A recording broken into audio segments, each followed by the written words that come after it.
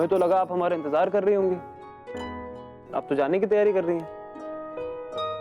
नाही म्हणजे निघायचं आहे ना आता, मग तयारी करायला नको? निघायची इतनी घाई आहे? नाही शिव, तसं नाहीये, पण ते 5 परतवणीसाठी जावं. नहीं नहीं, मजाक में पूछ रहे थे। वैसे हमारी इच्छा तो नहीं है कि आपको कहीं भी भेजें, पर रिवाज है, जाना तो पड़ेगा। चलिए, अब आप जा ही रही हैं तो हमारी तरफ से भी एक बैग ले जाइए। रुकिए।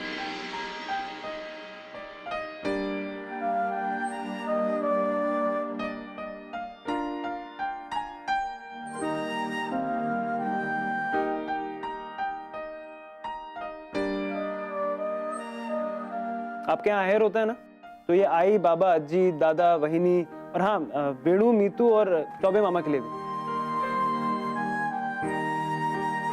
अरे एवढं सगळं कधी आणलंस तू?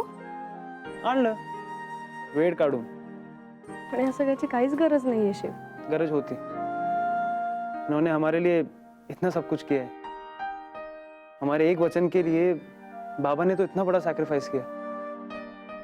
अपनी लाडली को यहाँ भेज दिया हमारे साथ परदेश में। हम पर इतना विश्वास दिखाया है, उस विश्वास की तो बराबरी नहीं कर सकता ना। कभी कभी तो हमें ऐसा लगता है कि हम इस एहसान को कैसे चुकाएंगे। एहसानाचा प्रश्न नाही शिव, बाबांचा तुझ्यावर पूर्ण विश्वास आहे म्हणून तर त्यांनी आपल्या लग्नाला परवानगी दिली। पण माझ्यापासून लांब राहणं त्यांना फार अवघड जाणार, आणि मलाही।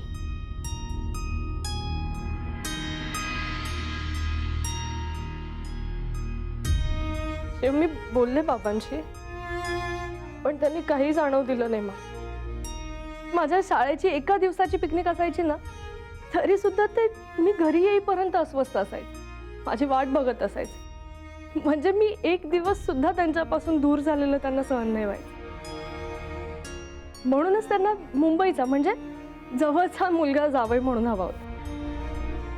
आणि आपलं लग्न ठरल्यावर त्यांनी घरातल्या सगळ्यांना समजावलंय, सांगितलं की गौरी शेजारीच राहणार आहे नजरेसमोर। पण आपल्या लग्नानंतर त्यांनीच मला सांगितलं कायमचं बनारसला राहायला। शिवाय या सगळ्याचा विचार करून बाबांची खूप काळजी वाटते।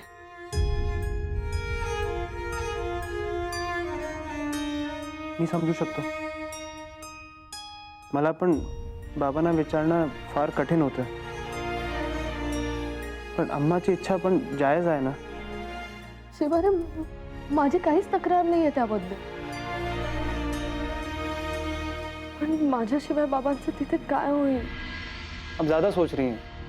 हम दोनों यहाँ पे हैं, पर हमारा मन तो आई बाबा के पास है ना। चलिए एक काम करते हैं, हम भी आपके साथ चलते हैं मुंबई पग फेरों की रस्म के लिए।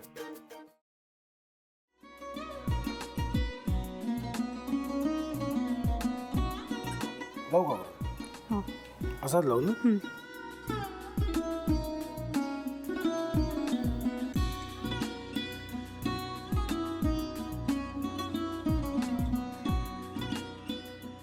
आता काय करायचंय? आता आपण ड्राय स्टफिंग दुसरं काय करणार आपण त्यात?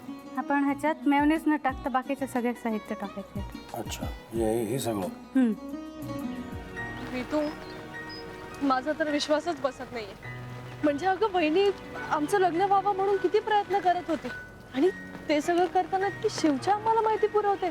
नाही, मला नाही वाटत। गौरी खूप चांगली असतो म्हणून तुला सगळं जगत चांगलं दिसतं, पण शिव उगाच बोलला असेल का? त्याच्यावर विश्वास नाहीये का तुझा? शिववर पूर्ण विश्वास आहे मी माझा, पण तो आता हे जे काही करतोय ना, म्हणजे निशा बहिणी समोर त्या राधिका सोबत फिरण्याचं नाटक वगैरे, ते त्याचा काही उपयोग होणार नाहीये। अगं असं कसं म्हणतो? अगं नीलिमा, जतीन भाईंचा कॉल आहे। हो माहितीये। रिसीव कर ना। अगं बघ, कट झाला। आता तू रिसीव केला नाहीस म्हणून ते मला करतील। अब पुन्हा आला बघ, घे बघू। एक ना एक दिवस घडणारच होतं. आता मला कळलं तुम्ही 2 दिवस झाले काय सांगत होता ते. बनू हे संकेत असतात आणि हे ठरवून येत नसतात. मी बाहेर तुमची वाट बघते.